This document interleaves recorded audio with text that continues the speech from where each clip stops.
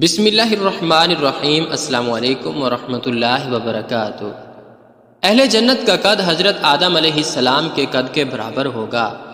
ان کا قد 60 ہاتھ لمبا تھا اور 7 ہاتھ چوڑا تھا، تو جنت میں ہمارا قد بھی 60 ہاتھ لمبا اور 7 ہاتھ چوڑا ہوگا انشاءاللہ العزیز۔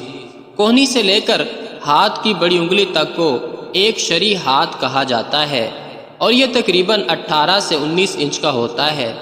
اس حساب سے 90 سے 95 فٹ لمبا اور 10.5 سے 11 فٹ چوڑا بنتا ہے۔ اہل جنت کے جسم پر بال نہیں ہوں گے اور ان کے چہروں پر داڑھی مونچھ بھی نہیں ہوگی، صرف سر کے بال، بھووں کے اور پلکوں کے بال ہوں گے۔ جنتی کھائیں گے اور پئیں گے، لیکن نہ تھوکیں گے، نہ پیشاب کریں گے، نہ پخانہ کریں گے، نہ ناک سنکیں گے۔ ایک ڈکار آئے گا اور مشک کی طرح کا خوشبودار پسینہ آئے گا، ان دونوں سے کھانا ہضم ہو جائے گا۔ جنتی جنت میں جماع بھی کریں گے، لیکن مرد یا عورت کی منی نہیں نکلے گی، بلکہ مشک کی طرح کا خوشبودار پسینہ آئے گا، اس سے جنابت نکل جائے گی۔ جنت میں ایک مرد کو کھانے پینے، جماع اور شہوت میں 100 مردوں جتنی طاقت دی جائے گی۔ جنت میں ہماری عمر 30 سال کی ہوگی اور پھر مزید کبھی نہیں بڑھے گی، اور یہ 30 سال قمری ہیں۔ اگر انہیں سورج کے سالوں میں تبدیل کیا جائے تو 29 سال 1 ماہ اور 8 دن کی عمر بنتی ہے تقریباً۔ اس عمر میں تو آدمی بالکل جوان ہوتا ہے۔ ایک حدیث میں آتا ہے کہ قیامت کے دن سب لوگ 30 سال کے اٹھائے جائیں گے، پھر اگر کوئی اہل جنت ہوگا اس کو حضرت آدم علیہ السلام کا قد مبارک دیا جائے گا، اور حضرت یوسف علیہ السلام کا حسن دیا جائے گا، اور حضرت ایوب علیہ السلام کا دل دیا جائے گا، اور عمر 30 سال ہی رہے گی۔ اور اہل جہنم کی عمر بھی 30 سال ہی ہوگی، لیکن ان کا جسم پہاڑ جتنا پھول جائے گا۔ جنت کا ایک دن دنیا کے 1000 سال کے برابر ہوگا، اور جب جنت میں رات ہوگی تو اندھیرا نہیں ہوگا، بلکہ پردے گرا دیے جائیں گے، جس سے جنتیوں کو پتہ چل جائے گا کہ اب رات ہو گئی ہے۔ جنت میں سورج نہیں ہوگا، بلکہ عرش سے ایک نور نکلے گا، جس سے جنت میں روشنی ہوگی۔ جنت میں نیند نہیں ہوگی، جنت میں تھکاوٹ بھی نہیں ہوگی۔ سب سے ادنا جنتی کو اللہ تعالیٰ 80,000 نوکر دے گا اور 72 بیویاں دے گا۔ سب سے ادنا جنتی بھی اپنی نعمتوں، باغات، تختوں اور بیویوں کو 1000 برس کی مسافت تک دیکھے گا، اور اللہ کے نزدیک سب سے زیادہ اکرام والا وہ ہوگا جو صبح شام اللہ تعالیٰ کے چہرے کی طرف دیکھے گا۔ ایک حدیث کا مفہوم ہے کہ اگر جنت کی حور زمین کی طرف جھانک لے تو جنت سے لے کر زمین تک ہر چیز روشن ہو جائے، یعنی 7 آسمان بھی روشن ہو جائیں اور زمین بھی۔ اللہ اکبر، سبحان اللہ۔ ایک حدیث میں آتا ہے کہ دنیا کی ایمان والی عورت اس جنت کی حور سے جس کا میں نے ابھی ذکر کیا ہے، اس حور سے 70,000 گنا زیادہ خوبصورت ہوگی۔ اللہ اکبر، سبحان اللہ۔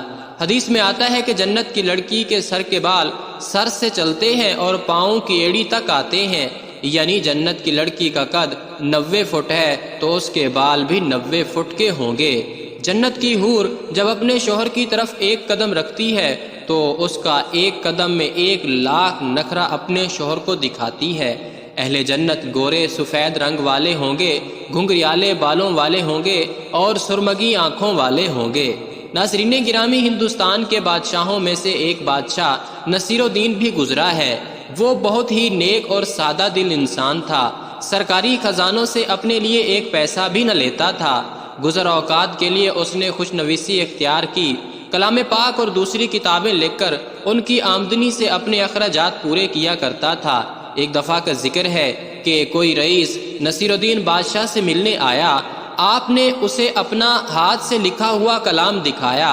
رئیس اسے دیکھ کر خوش ہوا، پھر غور سے ملاحظہ کر کے بولا، اس میں کچھ غلطیاں ہیں، ان کو درست فرما لیجئے۔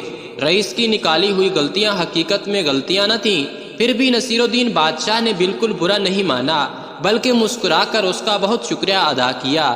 جن غلطیوں کی اس نے نشاندہی کی تھی ان کے گرد حلقہ بنا دیا تاکہ بعد میں ان کی اصلاح کر دی جائے۔ اس وقت جو لوگ وہاں موجود تھے بادشاہ کی خوش اخلاقی دیکھ کر دنگ رہ گئے۔ رئیس کے چلے جانے کے بعد بادشاہ نے سب حلقے مٹا دیے۔ لوگوں نے سبب پوچھا تو بادشاہ نے فرمایا مجھے معلوم تھا کہ غلطی کوئی نہیں ہے، مگر میں اپنے مہمان کو شرمندہ کرنا یا اس کا دل دکھانا نہیں چاہتا تھا، اسی لیے اپنی غلطی کا اقرار کر کے ان کے گرد حلقہ بنا لیا اور اب وہ حلقے مٹا دیے۔ بادشاہ کی خوش اخلاقی سے درباری بہت متاثر ہوئے، وہ حیران تھے کہ اتنے بڑے بادشاہ نے ایک معمولی رئیس کی دلجوئی کے لیے اتنا زبردست اخلاق کا مظاہرہ کیا۔ بادشاہ کا اعلیٰ اخلاق دراصل ہمارے نبی پاک صلی اللہ علیہ وآلہ وسلم کے اس فرمان کی اتباع میں تھا، یعنی جو شخص اللہ اور روز آخرت پر ایمان رکھتا ہے اسے چاہیے کہ خوب اچھی طرح اپنے مہمان کی عزت و تکریم کرے۔ خلیفہ عبد الملک بن مروان بیت اللہ کا طواف کر رہا تھا، اس کی نظر ایک نوجوان پر پڑی جس کا چہرہ بہت پروقار تھا مگر وہ لباس سے مسکین لگ رہا تھا۔ خلیفہ عبد الملک نے پوچھا یہ نوجوان کون ہے؟ تو اسے بتایا گیا کہ اس نوجوان کا نام سالم ہے اور یہ سیدنا عبداللہ بن عمر رضی اللہ تعالیٰ عنہ کا بیٹا اور سیدنا عمر بن خطاب رضی اللہ تعالیٰ عنہ کا پوتا ہے۔ خلیفہ عبد الملک کو دھچکا لگا اور اس نے اس نوجوان کو بلا بھیجا۔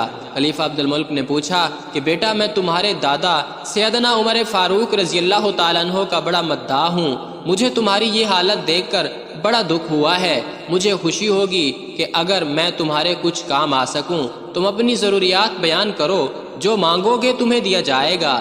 نوجوان نے جواب دیا اے امیر المومنین، میں اس وقت اللہ کے گھر بیت اللہ میں ہوں اور مجھے شرم آتی ہے کہ اللہ کے گھر میں بیٹھ کر کسی اور سے کچھ مانگوں۔ خلیفہ عبد الملک نے اس کی پرمتانت چہرے پر نظر دوڑائی اور خاموش ہو گیا۔ خلیفہ نے اپنے غلام سے کہا کہ یہ نوجوان جیسے ہی عبادت سے فارغ ہو کر بیت اللہ سے باہر آئے اسے میرے پاس لے کر آنا۔ سالم بن عبداللہ رضی اللہ تعالیٰ عنہ بن عمر رضی اللہ تعالیٰ عنہ جیسے ہی فارغ ہو کر حرم کعبہ سے باہر نکلے تو غلام نے ان سے کہا کہ امیر المومنین نے آپ کو یاد کیا ہے۔ سالم بن عبداللہ رضی اللہ تعالیٰ عنہ خلیفہ کے پاس پہنچے۔ خلیفہ نے کہا نوجوان اب تو تم بیت اللہ میں نہیں ہو، اب اپنی حاجت بیان کرو، میرا دل چاہتا ہے کہ میں تمہاری کچھ مدد کروں۔ سالم بن عبداللہ رضی اللہ تعالیٰ عنہ نے کہا اے امیر المومنین آپ میری کون سی ضرورت پوری کر سکتے ہیں، دنیاوی یا آخرت کی؟ امیر المومنین نے جواب دیا کہ میری دسترس میں تو دنیاوی مال و متاع ہی ہے۔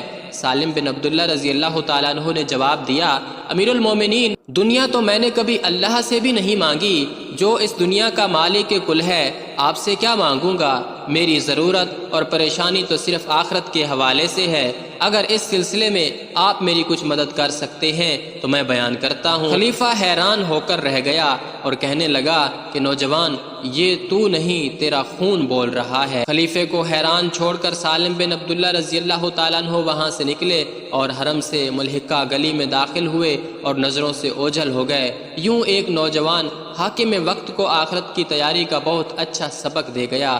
کیا آپ نے بھی آخرت کے بارے میں کچھ سوچا؟ نہیں سوچا تو اللہ کے واسطے ابھی اسی لمحے سے سوچیں، کیا پتہ اگلا لمحہ ہمیں نصیب ہو یا نہ ہو۔ ناظرین گرامی اس پیغام کو اپنے ساتھیوں تک پہنچائیے، ہو سکتا ہے کہ اللہ کسی کی زندگی کو آپ کے ذریعے بدل دے۔ جزاک اللہ۔